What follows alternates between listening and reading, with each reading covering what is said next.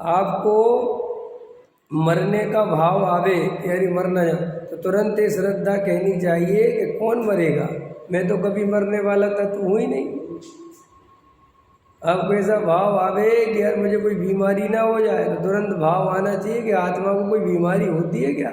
और देह का तो रोगी होना स्वरूप है, ये तो आज नहीं तो कल रोगी होना ही है। कहीं बुढ़ापा आ गया तो किसका बुढ़ापा। अगर ऐसा लगता है कि मेरा बुढ़ापा आएगा तो मिथ्या दृष्टि हो, ऐसा लगता है कि मैं मरूंगा तो मिथ्या दृष्टि हो। मैं कभी मरता नहीं, मेरा कभी बुढ़ापा आता नहीं, ये देह ही मैं नहीं हूँ, तो देह में होने वाली प्रतिक्रियाएं मैं कैसे हो सकता हूँ। बस ऐसा जानकर सम्यक दृष्टि अनंत आनंद का अनुभव करता है उसी काल में, क्योंकि सारा सुख दुख आपकी मान्यता का है। ये शरीर का दुख नहीं है, मान्यता का दुख है। संयोगों में सुख नहीं है, मान्यता का सुख है। और कोई क्या है, दम थोड़े ही है। देखो सब जगह की अपनी अपनी मान्यताएं हैं, और जैसी जिसकी मान्यता है वहाँ वैसा सुख मानते हैं। बोलो, हर जगह जितने भी देश हैं वहाँ का जो रहन सहन है, जो खान पान है, वे उसमें बहुत सुख मानते हैं। और आपको लगता है जी पागल वागल हैं क्या ये लोग। ये चाइना वाले क्या क्या खाते रहते हैं, कीड़े मकोड़े छिपकली मच्छर क्या क्या खाते रहते हैं। अब वहाँ केकड़ा जो है फेवरेट डिश है उन लोगों की, केकड़ा खाते, केकड़े समझते हो, सांप की फेवरेट।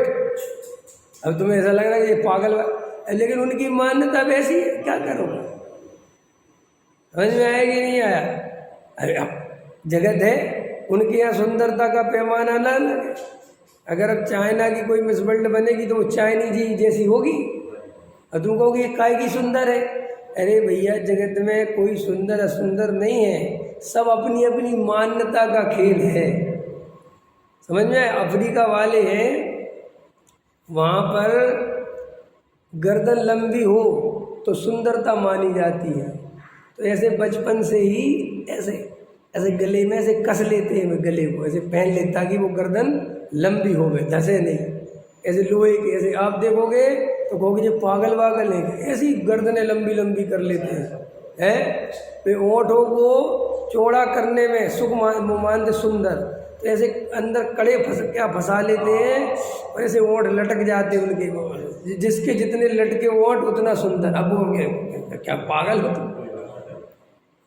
लेकिन जो आपको लगता है वो तो जगत की जहाँ जैसी मान्यता है। अब देखो अपने यहाँ पे अपन मामा के लड़की के संबंध नहीं करते ना, है। अब उधर करते हैं हमारे दक्षिण साइड। अब अपन तो सोच के ही घबरा जाए, और वहाँ बहुत आराम से कर देते हैं, कुछ भी नहीं। अब आप कहोगे कि अरे भैया ये जिसकी जैसी मान्यता बन गई वो वैसा रहता है। तो ऐसा ही जीव जब तक अपने को शरीर मानता है, संयोग वाला मानता है, उस मान्यता से केवल और केवल दुख उत्पन्न होता है, उसे दुख से नहीं बचाया जा सकता।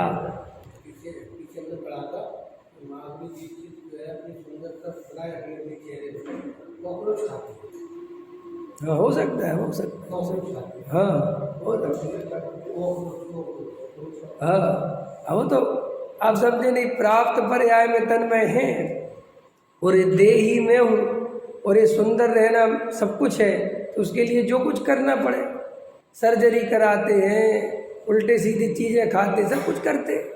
तो श्री गुरु कह रहे अपने को यही समझना है, ये सारा जगत अपनी अपनी मान्यता का ही भोग करता है, और कुछ नहीं है जगत में। ऐसे अगर तुम अपने को आत्मा मानोगे, त्रिकाली ध्रुव मानोगे, ज्ञान स्वभावी आत्मा का अनुभव करोगे, तो तुमसे ज़्यादा सुखी जगत में कोई नहीं होगा।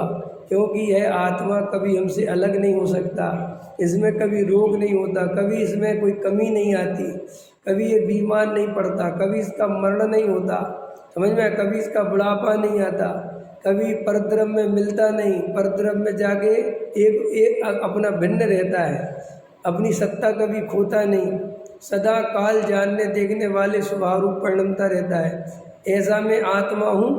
अगर ये मान्यता हो जाए, ये निर्णय हो जाए और ऐसी अनुभूति हो जाए, तो तो अनंत काल के लिए अनंत सुखी होने का मार्ग खुल गया। अनंत यही कोई सुखी होने का उपाय है ही नहीं, कोई उपाय नहीं इसके अलावा।